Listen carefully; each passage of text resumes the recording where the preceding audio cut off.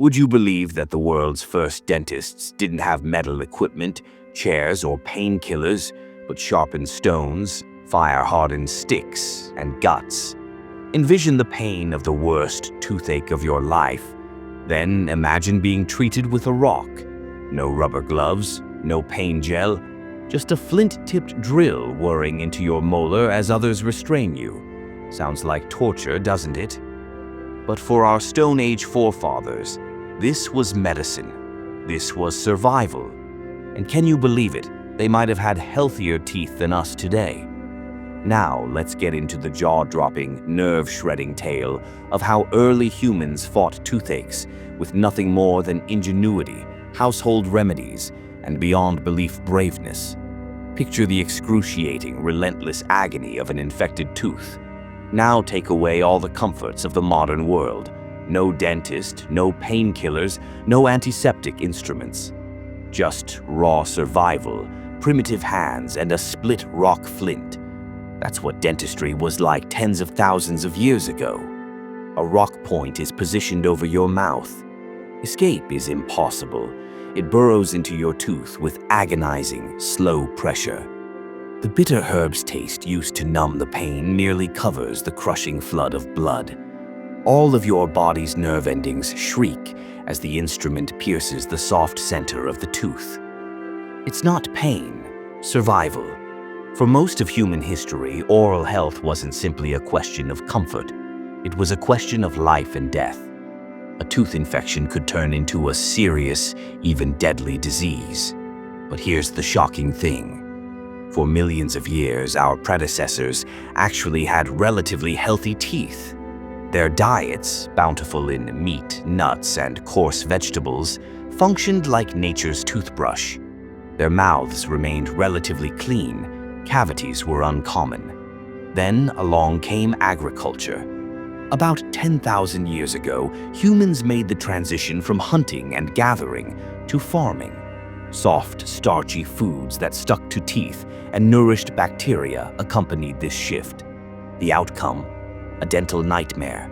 Suddenly, the mouths once free of decay were filled with cavities, abscesses, and infections. Thousands of ancient teeth show the evidence, according to archaeologists.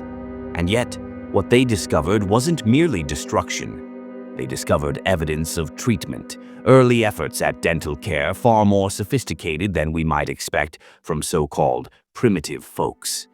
In the days before toothbrushes, mouthwash, and dentists, early humans went it alone.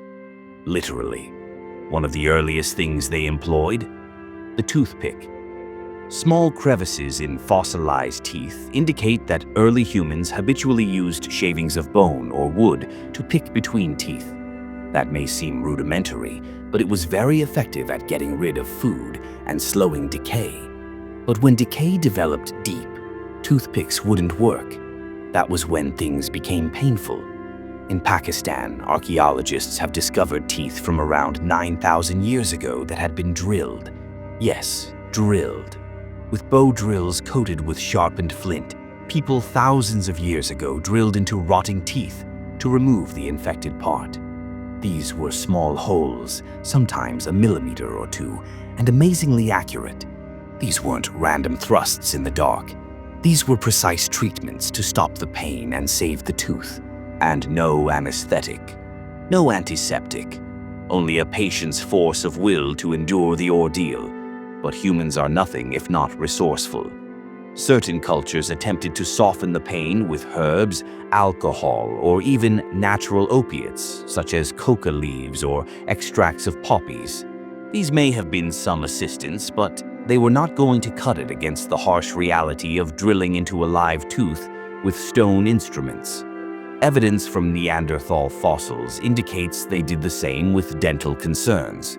Teeth at one Croatian site exhibit grooves and wear marks consistent with toothpicks, and even attempts at manually moving crooked teeth. Even our closest evolutionary relatives were not willing to grin and bear it. And when the rot was removed, what then? Some of the most intriguing archaeological discoveries indicate that ancient individuals did not merely drill teeth, they filled them. In Italy, a 13,000-year-old tooth contained a dark, sticky material within the cavity, a combination of plant resin, fibers, and possibly even hair. In Slovenia, beeswax sealed a 6,500-year-old tooth, which becomes soft when heated but hardens rapidly, forming a natural, antibacterial sealant. These fillings were not only resourceful but incredibly successful. But dental work was not only about repairing teeth. It was also about avoiding problems in the beginning. Most people used natural aids to practice oral hygiene in ancient civilizations. The most popular was the chew stick, a branch of a medicinal plant that, when frayed, acted as a natural toothbrush. Some were derived from trees with antiseptic chemicals like Salvadora persica, which is known to kill bacteria that can cause damage. These branches did more than simply brush teeth. They kept the oral microbe balance healthy. Other cultures scrubbed their teeth with ashes, salt, charcoal, and crushed shells. Primitive, perhaps. Effective, most definitely. And teeth weren't just for chewing. Ancient humans employed them as tools. They peeled bark, worked leather, and held objects with their teeth as third hands.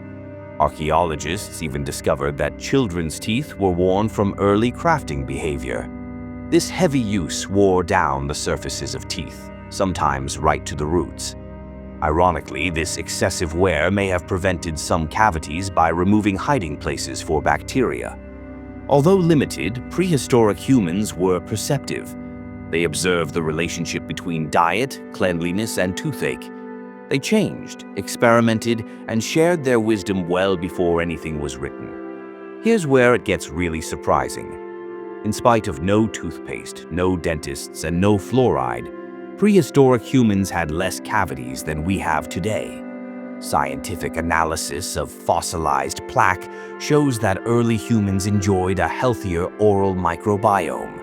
Their mouths were full of a mixed population of bacteria, most of them useful.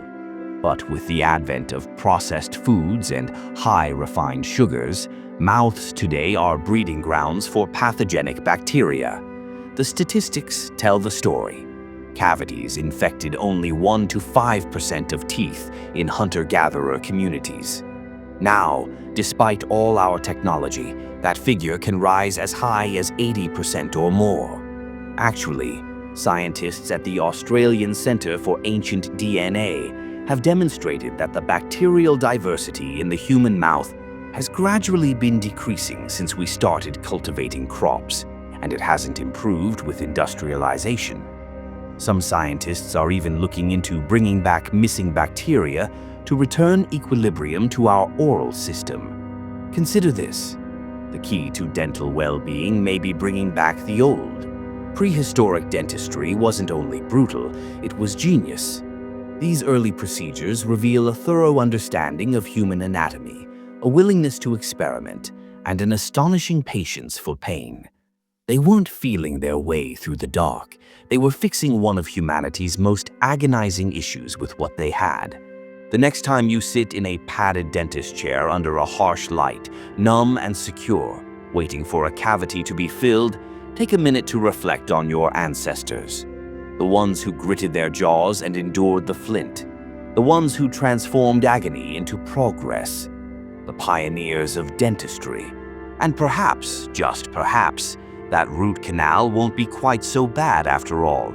So the next time you're dreading a visit to the dentist, keep in mind, you're stretched out in a comfortable chair, not lying under a rock held in place with a stone drill in your mouth. Our forebears endured dental terrors we can hardly conceive of, and they suffered on, learned to adapt, and even invented. They weren't mere survivors. They were the first problem solvers of pain, and their history still influences the way we take care of our teeth today. If you enjoyed this look at prehistoric dentistry as much, and uncomfortably much, as we did, make sure to like, subscribe, and hit that notification bell. Because here at Very News USA, we burrow deep into the past to excavate the savage, vicious, and ingenious stories that forged human history. Thanks for watching, and don't forget to floss.